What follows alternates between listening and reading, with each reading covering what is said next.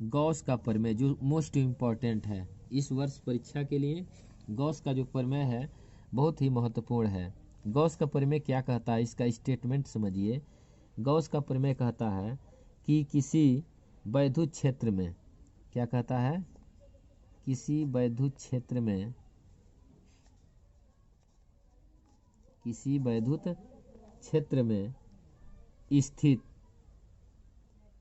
किसी वैद्युत क्षेत्र में स्थित बंद पृष्ठ से, बंद पृष्ठ से गुजरने वाला, गुजरने वाला, किसी बंद पृष्ठ से, किसी वैद्युत क्षेत्र में स्थित बंद पृष्ठ से गुजरने वाला वैद्युत फ्लक्स, गुजरने वाला वैद्युत फ्लक्स कुल आवेश का, कुल आवेश का 1/ε0 गुना होता है। गॉस का प्रमेय है कि किसी वैद्युत क्षेत्र में स्थित बंद पृष्ठ से गुजरने वाला वैद्युत फ्लक्स कुल आवेश का 1/ε0 गुना होता है। हम इसको अर्थात, इसका मतलब है अर्थात फाई ई जो होता है वो बराबर होता है क्लोज समाकलन vector E dot vector D A बराबर Q/ε0। यही गॉस का प्रमेय है कि किसी वैद्युत क्षेत्र में स्थित बंद पृष्ठ से गुजरने वाला वैद्युत फ्लक्स कुल आवेश का 1/ε0 गुना होता है, अर्थात फाई ई बराबर क्लोज समाकलन vector E dot vector D A बराबर होता है Q/ε0। अब इसको हम सिद्ध करेंगे, PROOF, इसको हम सिद्ध करेंगे। एक हम बंद पृष्ठ बनाएंगे, मान लीजिए यह एक बंद पृष्ठ है, ठीक है। इस बंद पृष्ठ पर एक आवेश है, क्यू कूलाम का आवेश है। इस यहाँ से स्मॉल r दूरी पर, कितना दूरी पर, स्मॉल r दूरी पर एक बिंदु P है, कितना दूरी पे, स्मॉल r दूरी पर एक बिंदु P है, जहाँ हमें यहाँ से होकर गुजरने वाला वैद्युत फ्लक्स हमें ज्ञात करना है। तो हम यहाँ सबसे पहले गॉसियन पृष्ठ का निर्माण करेंगे। क्या, किसका निर्माण करेंगे, गॉसियन पृष्ठ का निर्माण करेंगे जो बिंदु P से होकर जाता है। तो यहाँ पर वैद्युत क्षेत्र की जो तीव्रता होगी वो वेक्टर E होगी तथा सूक्ष्म क्षेत्रफल अवयव जो होगा वो dA होगा। इनके बीच का जो झुकाव है वो थीटा है, इनके बीच का झुकाव कितना है, थीटा है। तो इस सूक्ष्म क्षेत्रफल से होकर गुजरने वाला वैद्युत फ्लक्स ज्ञात करेंगे। इस सूक्ष्म क्षेत्रफल से गुजरने वाला जो वैद्युत फ्लक्स होगा वो बहुत सूक्ष्म होगा, वो होगा डी फाई ई, कितना होगा, डी फाई ई बराबर क्या होगा, E vector E dot D A. इसके बीच का झुकाव थीटा है तो डी फाई ई बराबर होगा E D A cos theta, E D A cos theta होगा। इक्वेशन नंबर फर्स्ट मान लीजिए। वैद्युत क्षेत्र की जो तीव्रता होती है वह ई बराबर होता है 1/4πε0, क्या होता है, 1/4πε0 के कांस्टेंट उसको एक मान रहे हैं, तो 1/4πε0 Q/r² होता है। इसका मान इसमें पुट कर देंगे तो डी फाई ई बराबर होगा क्या, ई डी ए, ई का मान पुट कर दीजिए, ई का मान पुट करेंगे क्या होगा 1/4πε0 Q/r²। उसके बाद क्या होगा डी ए कॉस थीटा। अब डी ए कॉस थीटा/r² जो होता है वह डी ओमेगा के बराबर होता है। अब कैसे डिफाइन करेंगे, डी फाई ई बराबर 1/4πε0, ठीक है। अब यहाँ लिखेंगे 1/4πε0 Q/, ठीक है, Q/, यहाँ लिख देंगे गुणे, यहाँ लिखेंगे डी ए कॉस थीटा बटा r²। D A cos theta बटा r² जो होगा वो डी ओमेगा के बराबर होगा, किसके बराबर होगा, डी ओमेगा। यहाँ लिखेंगे डी ए कॉस थीटा बटा आर स्क्वायर बराबर डी ओमेगा। क्या होगा? डी ओमेगा होगा। मान को पुटअप करेंगे तो डी फाई ई बराबर क्या होगा? क्या? डी फाई ई बराबर होगा 1/4 पाई एप्सिलॉन 0, ठीक है, क्यू 1/4 पाई एप्सिलॉन 0, ठीक है, 1/4 पाई एप्सिलॉन 0 डी ओमेगा होगा। क्या होगा? डी ओमेगा होगा। ये तो सूक्ष्म क्षेत्रफल से होकर गुजरने वाला वैद्युत फ्लक्स था। अब हम लिखेंगे संपूर्ण पृष्ठ से होकर गुजरने वाला वैद्युत फ्लक्स। संपूर्ण गॉसियन पृष्ठ से गुजरने वाला, चाहे संपूर्ण पृष्ठ से गुजरने वाला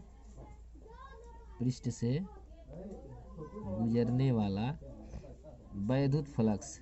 क्या ज्ञात करेंगे? संपूर्ण पृष्ठ से गुजरने वाला वैद्युत फ्लक्स ज्ञात करने के लिए हम इसका समाकलन ज्ञात कर लेंगे। इसका समाकलन करेंगे चूंकि बंद समाकलन है। कैसा समाकलन है? बंद समाकलन है। तो यहाँ लिखेंगे समाकलन डी फाई ई बराबर, इसका समाकलन कर दीजिए, समाकलन ए कर दीजिए, समाकलन ए, इसका क्षेत्रफल ए है तो समाकलन ए 1/4 pi epsilon 0 D omega, 1/4 pi epsilon 0 D omega. Constant value को बाहर करिए, डी फाई ई का हो जाएगा समाकलन फाई ई, कांस्टेंट वैल्यू को बाहर करिए 1/4 पाई एप्सिलॉन 0 बाहर हो जाएगा, समाकलन ए डी ओमेगा हो जाएगा।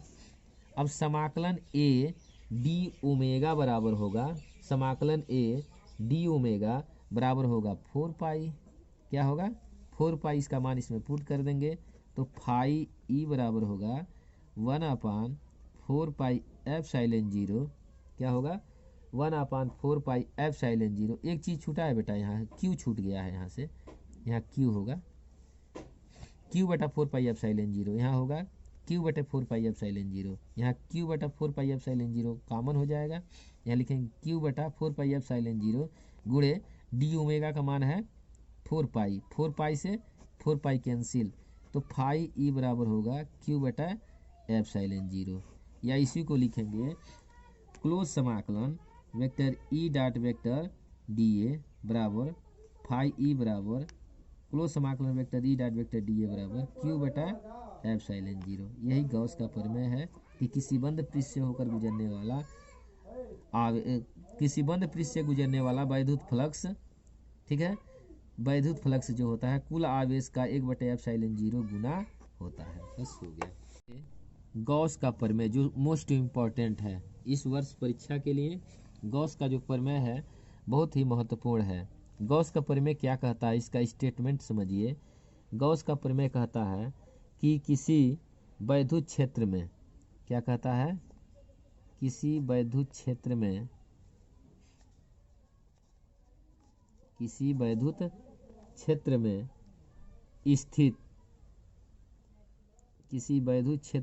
स्थित बंद पृष्ठ से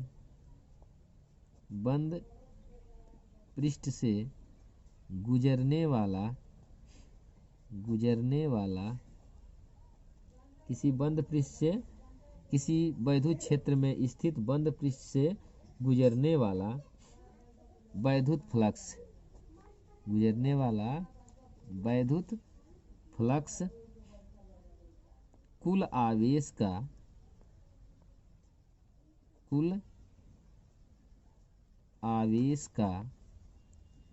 1/एप्सिलॉन 0 गुना होता है।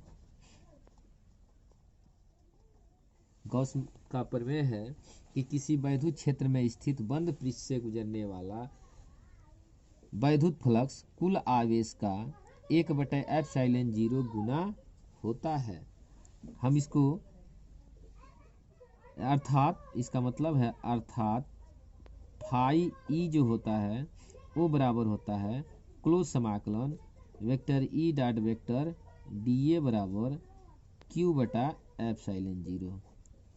यही गॉस का प्रमेय है कि किसी वैद्युत क्षेत्र में स्थित बंद पृष्ठ से गुजरने वाला वैद्युत फ्लक्स कुल आवेश का 1/एप्सिलॉन 0 गुना होता है, अर्थात फाई ई बराबर क्लोज समाकलन vector E dot vector D A बराबर होता है क्यू बटा एप्सिलॉन जीरो। अब इसको हम सिद्ध करेंगे, P R double O F, इसको हम सिद्ध करेंगे। एक हम बंद पृष्ठ बनाएंगे, मान लीजिए यह एक बंद पृष्ठ है, ठीक है। इस बंद पृष्ठ पर एक आवेश है, क्यू कूलाम का आवेश है। इस यहाँ से स्मॉल आर दूरी पर, कितना दूरी पर, स्मॉल आर दूरी पर एक बिंदु पी है। कितना दूरी पे, स्मॉल आर दूरी पर एक बिंदु पी है, जहाँ हमें यहाँ से होकर गुजरने वाला वैद्युत फ्लक्स हमें ज्ञात करना है। तो हम यहाँ सबसे पहले गॉसियन पृष्ठ का निर्माण करेंगे। क्या, किसका निर्माण करेंगे? गॉसियन पृष्ठ का निर्माण करेंगे जो बिंदु P से होकर जाता है। तो यहाँ पर वैद्युत क्षेत्र की जो तीव्रता होगी वो वेक्टर E होगी तथा सूक्ष्म क्षेत्रफल अवयव जो होगा वो dA होगा। इनके बीच का जो झुकाव है वो थीटा है। इनके बीच का झुकाव कितना है? थीटा है। तो इस सूक्ष्म क्षेत्रफल से होकर गुजरने वाला वैद्युत फ्लक्स ज्ञात करेंगे। इस सूक्ष्म क्षेत्रफल से गुजरने वाला जो वैद्युत फ्लक्स होगा वो बहुत सूक्ष्म होगा, वो होगा डी फाई ई। कितना होगा? डी फाई ई बराबर क्या होगा? E vector E dot D A. इसके बीच का झुकाव थीटा है तो डी फाई ई बराबर होगा E D A cos theta. E D A cos theta होगा। इक्वेशन नंबर फर्स्ट मान लीजिए।